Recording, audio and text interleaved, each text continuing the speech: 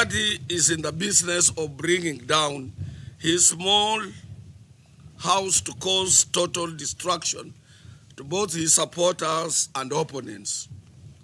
This explains why he was dragging my name and that of the Central Organization of Trade Unions Kenya in his speech that was not written by him.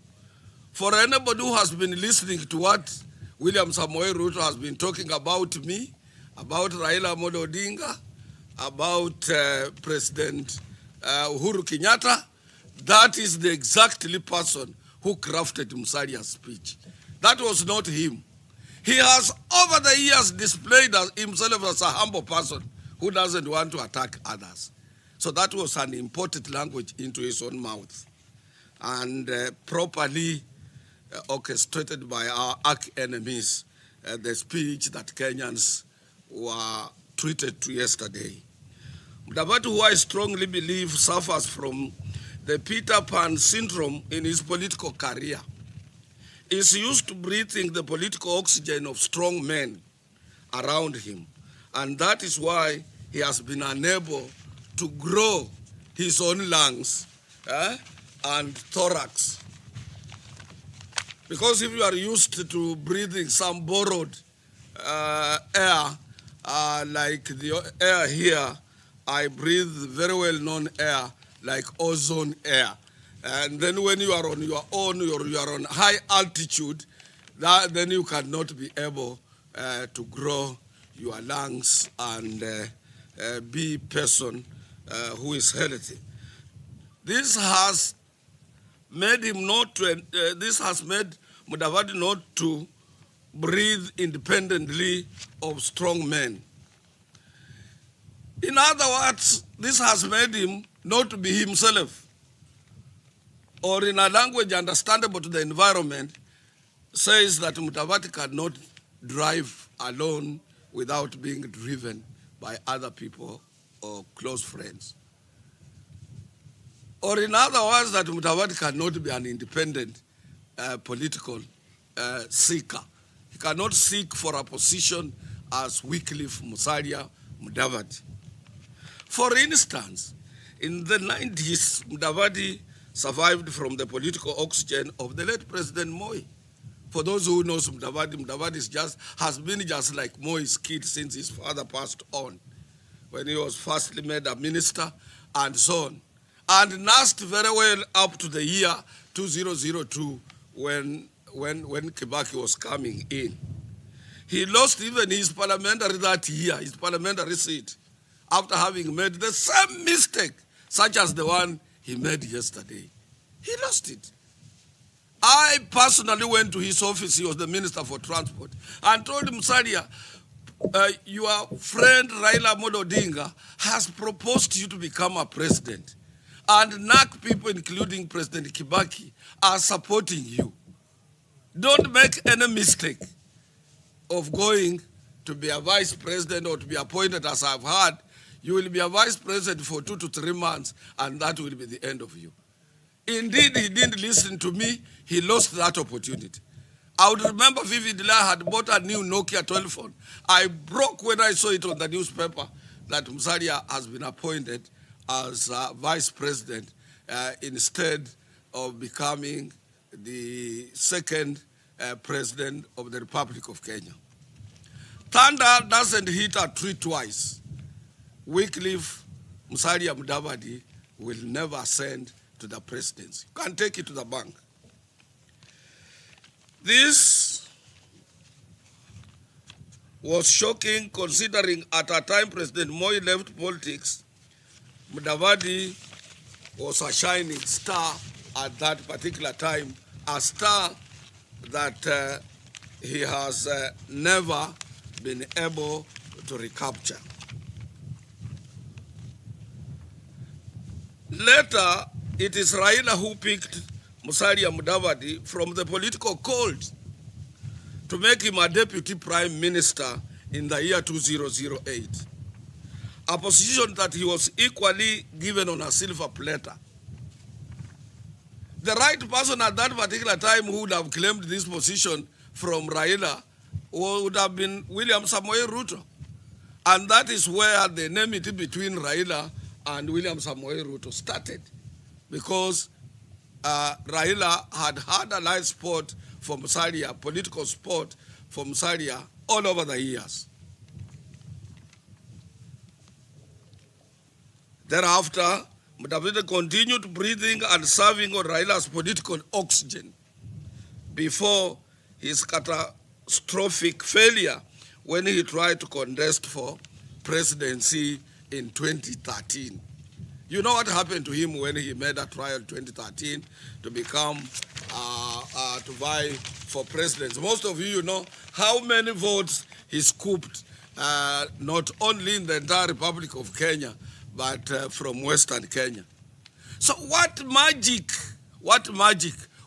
added value does William Samoei Ruto think that Musalia has reinvented himself, that he will now make him what he so wishes?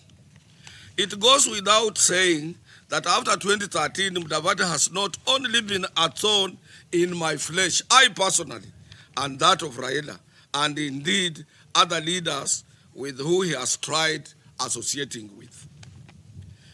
For example, myself, in 2016, I spent over 200 million Kenya shillings.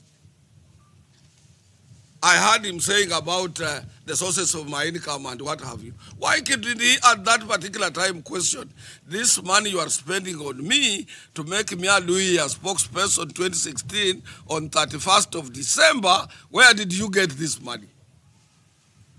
At that time, I was a firebrand leader. I was the most respected Luhya elder. At that time, I was a good boy before and in the eyes of Atwoli Mudavadi and his family.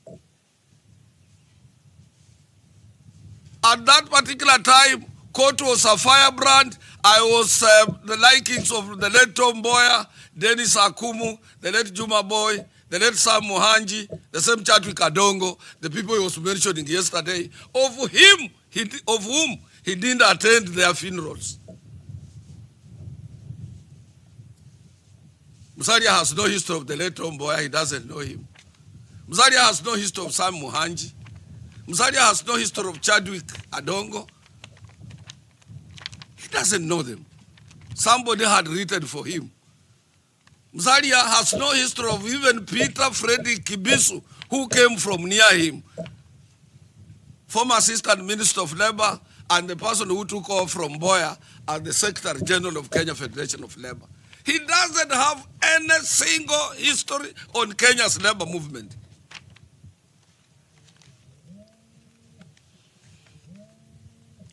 I made him a Luhya spokesperson. To date, he has never, ever had even one single rally in Western Kenya. He's now convincing William Samoei Ruto to take him to Western Kenya.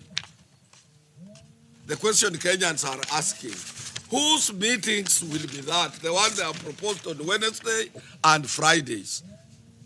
Because he cannot attract even 50 or 60 or 100 people. I did it for him 2016 on 31st of December. Mamans, I filled Buhungu 1. BBI meeting, I filled Buhungu Stadium. And you remember vividly that Musalia and Moses Wetangula, they had said they will boycott. I told them boycott and go to Mumias as usual, as they normally say we are going to Mumias, where recently they had not even 1,000 people when the Buhungu Stadium was filled. Can you imagine? However, his insecurities and his ability to exaggerate his low abilities in an attempt to paint an image of strong man has boomeranged on him, leaving him with an egg on the face, as witnessed by Kenyans yesterday. That did show how weak somebody who has been calling you Mutu wa Seralak. You can get it in your clips. Hii ni Mutu ya Mandasi hii. Ruto has been calling him names. Hii ni Mutu ya kumbe kumbe. And then you put on a tie as a man. I wonder, Mudavadi would have not put on even a suit and sit before William Samoei Ruto. He is not a man. Me, somebody can't call me names. And then he babysits me. He crafts a speech for me. He uses me to fight his enemies. President Uhuru Kenyatta is not an enemy of Mudavadi.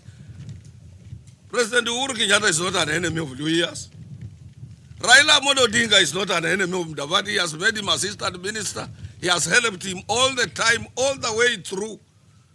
When Mudavadi cannot be able to champion for the aspirations of the Luhya people on his own, he has always hanged on Raila's shoulders. Raila is not his enemy. Francis Atwoli is not an enemy. Nobody, including his brothers and anybody, who can spend the amount of money I spent to him with a view that he will propel Luhyas to national politics. We are not his enemies. I have never called him names even when we had Bukhungu too. I didn't even mention his name, and I invited him. And a coward of cowards at that particular time, he was trying to seduce and become a good boy at Karen in Ruto's place with a glass of whiskey in his hands. Shane's his son. Listening to the speech by Mudavadi yesterday,